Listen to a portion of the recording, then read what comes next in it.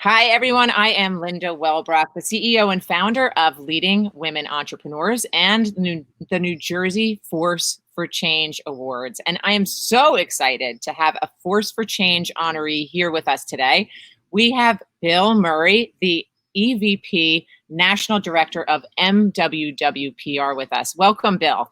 Thank you, Linda. I appreciate you having me on. Absolutely. And I'm so excited to share your story and showcase your amazing company to everyone in the state of New Jersey. We know that communications and having a seamless message as a corporation or a firm or as an entrepreneur is so important all the time, but especially during this pandemic, which has really created a new normal for all of us.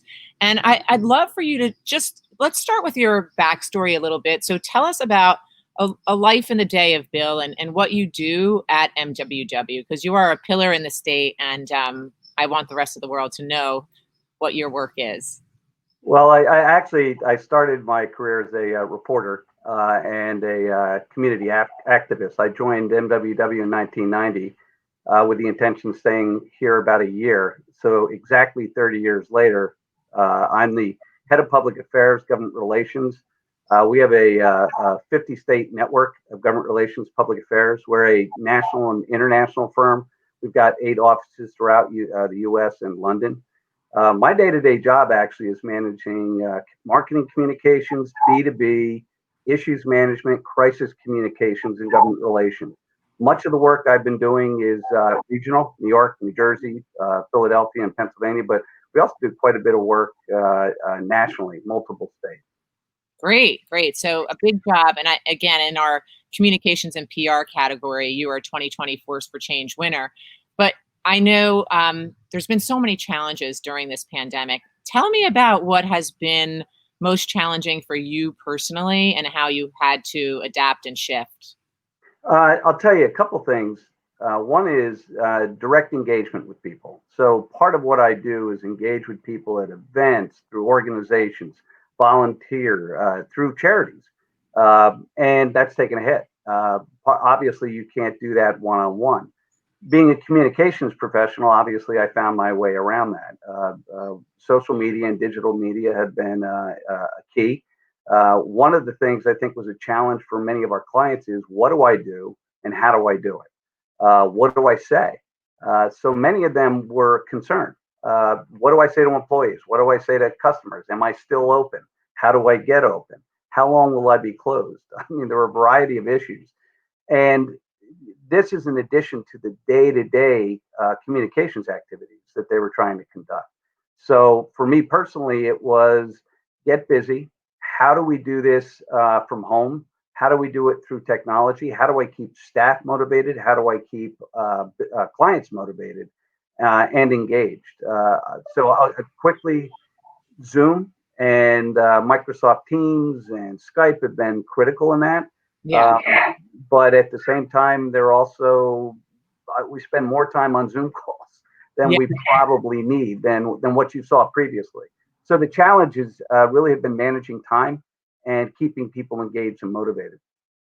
So have you done something specific to keep your employees and clients motivated in addition to and above Zoom conference calls? Like, has there been any pandemic hacks that basically have been successful for you? Yeah, it's basically some of what you did before, right? Find a way to stay engaged, find a reason to talk to your clients, and find a reason to talk to your staff. You know, that used to be step out of your office and scream down the hall, right? And talk to your staff, hey, get this done.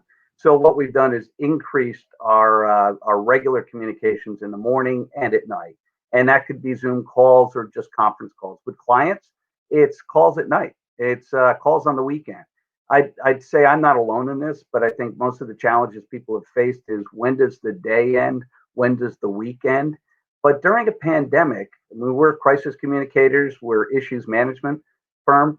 So that's just part of what our life is. Keeping clients engaged on that when they might have normally had a Saturday or Sunday off and we're doing conference calls has been part of the challenge. But that's how we had to manage it. We're managing as if we're in a pandemic. We're working as if we're in a crisis. So yeah, that means Sundays and Saturdays and weeknights are working. Yeah, I know. Well, in some ways, it's been such an isolating journey, and everybody's been so cooped up. It's interesting that so many people, including myself, have been open to if you wanted to do a Zoom call. And in some ways, I was so happy to see another face. I'd say, Right. sure, I'll talk to you Saturday night at 9. There's not really anything else going on. So in that way, maybe we've gained something. I hope. And Yeah, the personal engagement through the social media apps through Zoom or Microsoft Teams or Skype have been immensely helpful. It's what it kept, and it has kept, and it continues to keep us involved and directly engaged with clients. Some were trying to figure that out, and it was interesting. Many didn't have Zoom or didn't know how to use it. So teaching our clients how to use those tools, teaching our staff how to use those tools. For the most part, our staff understood it and used them already. Being more of an old school, I loved the one-on-one engagement, so I probably use Zoom yeah, more than I ever did before. There was no need because I'm going to come to your office, I'm going to see you, or I'll see you at this event. But it's an important tool, but we can get lost in it. I think, as I've noted, the time it takes. People will spend an hour on a Zoom call where I could have gotten that work done in one event and met 5 people and gotten the conversation done fairly quickly. That's also true on the government affairs and public affairs side. You're setting up half-hour Zoom calls and hour Zoom calls with people because everybody's got to have that conversation. And then you still have to do the follow-up where you would go to an event, you go in the State House, it's a one-on-one conversation, you got it done in 10 minutes, you hit 12 people in that room. So now you got to do 12 separate Zoom calls over the course of 2-3 weeks. hey, if there's anybody in this state that feels your pain, you're talking to an events person. And Yes. I grew up in networking events. I love events. I understand how if there's 500 people there, there's 500 meetings in one day. It's a beautiful thing. It's been hard for extroverts like us to adapt to this, but and I pray every day that someone finds the solution so we can have another 500 or 1,000 person conference. But until then, this is the safest way. And speaking of safe ways to communicate, I know that the pandemic has just caused everybody to think about getting their message out and showcasing themselves safely. Like we can't shake hands anymore. So, as an expert in this world, what are some of the trends that you have seen really sort of grow in a very short time? Well, first, let's start out when this broke. Many of our clients, many people were, what do I do? What do I say? How do I talk to my employees? How do I talk to my customer base or my client base? And it was true across the board, whether it was a consumer account, a major retail operator, or a law office, or an insurance company. What do I tell people? And the sense of uncertainty that they felt obviously was felt among employees. So the first thing to do was set up, if they didn't have them, those internal and external tools and vehicles. Most major corporations, you would think, have established internal communications vehicles and established marketing and communications vehicles as well, but they don't. Some do it piecemeal. Many of our clients will have everything, but in a pandemic, in a crisis, what do I say? How do I use these tools? So obviously, social media and digital media and paid media were critical. They've always been. They've been social media and digital media have been critical for the last 2 decades, but that came to the fore now. Those who were not actively using those vehicles to communicate externally found that they needed to, not just that it was a good avenue, that they needed to.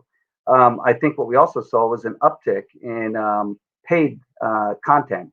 If you talk to NJ.com or Gannett or the Tap Intos or Community Voice, you saw a tremendous increase in the amount of paid content with people trying to communicate to their customer base.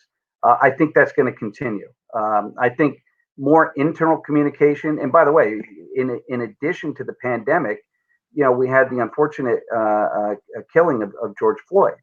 So you have another crisis on top of a crisis, and people needed to communicate then as well. Silence is deadly for any company, any brand. We call it the corpsumer effect, where corporations and consumers are one, where people look at a company very much from their social aspects and what they do in terms of community as they do for what the brand is, what the product is. And we've seen this. We've seen it more recently. People will choose to buy or to utilize a service based off of their community engagement, based off of what they say, and more importantly, what they don't say. So those are the types of things people have faced during this pandemic and then the additional crises. So had to establish those tools, and that's difficult to do. A quick aside, I did a presentation for a sales group for a client in April, and it was taught, they wanted to know how to network. It was a little odd. Here we are in April in the middle of a pandemic. So we went through the standard networking protocols, but I also talked to them about using social media. If you didn't establish that relationship or those trusts and then enact that and solidify that through social media immediately, if you were trolling somebody on Facebook or LinkedIn, people kind of thought it was a little creepy, and chances are they weren't going to respond to you. So it's really hard to make up for that time. That doesn't mean they can't. It's just that trust factor wasn't there. So the lead time to establish the trust is longer, let alone a sale. So if somebody immediately jumped on your LinkedIn page and you said okay, and they're selling you a car, you probably turned them off and never going to talk to them again. But Yeah. so that's part of the challenge, but it's also social digital media are the vehicles. People behavior will change. We'll get through this. By the way, we will get through this. We've been this country, this state, our people have been through horrible things in the past. We will get through this. But behavioral change will stay with us. How many people shake hands as opposed to bumping elbows? How many people show up to events in a room, a seminar? Are we going to see more online seminars very much the way we have over the last 4 months? Yeah. I think that it's going to be interesting to see how it unfolds. I love your point about, you have to know, like, and trust in order to especially gain new clients. And silence is deadly. That is absolutely true. And that's why your organization at times like this is so critical to moving forward in a positive fashion. I mean, no one can do business with anyone if they don't know that you exist. And if you disappear in the middle of a crisis, I think it's going to be more difficult to come back. Correct. So, I have two last questions for you. One is just simple fun. I know we've all missed certain things about the way life once was. And I want to know, do you miss, because you're traveling back and forth. I can tell me and you are cut from the same cloth. I spend a lot of time in my car. So do you miss that New Jersey traffic, or is it something you can live without? Yeah, I after the first 4 weeks, I told my staff and my clients, I can't believe I'm going to say this. I miss the commute. It's minimum, it's an hour. If it's to Trenton, it's about 2 hours. In New York, that could be 2 or 3 hours in our Manhattan office. Yeah, it gave you the time to think. It's when you did a lot of the telephone calls that you didn't get to during the day. In the morning, it was kind of, you're outside, you're involved, you're engaged, you're not stuck behind a desk. Yeah. This little scene you see behind me has been my life for the last 4 months. Yes, so I actually do miss it. I'll take the traffic as long as I can get out of the building. Isn't it all perspective, right? And I sat in front of the Holland Tunnel so many times thinking, how do they do this every day? Yeah. Now it's kind of like, oh, I miss it. I'll I kill miss it. at the Holland Tunnel. I'll chill. Yeah. I think most people may say we're crazy, but absolutely, I think anybody who's been driving, been doing similar professions, say the same thing. Anything to get the heck out of the house. Okay, so last question, and you know that it's the theme of the entire platform is force for change. Mm-hmm. So why are you a force for change? How do you see MWW being a force for change for 2020? So it's what we our mission is to get results. It's to matter more, and that wasn't and isn't just for clients. It's about getting involved and mattering more for our communities, our employees, our families. We've always been a force for change. My particular profession is about moving public policy, but also about engaging the community. And so that's why we're a force for change. I will say this, I appreciate and accept the nomination and the award. It's fantastic. But that's really MWW. It's my entire staff who do this every day with me.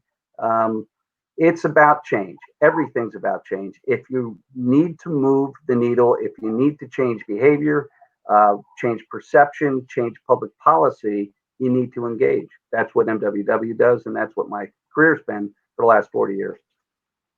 It's great, and we are honored to have you in our class this year. It's been such a pleasure to get to know you and to read about all of the great work that MWW has done during this crisis and will continue to do.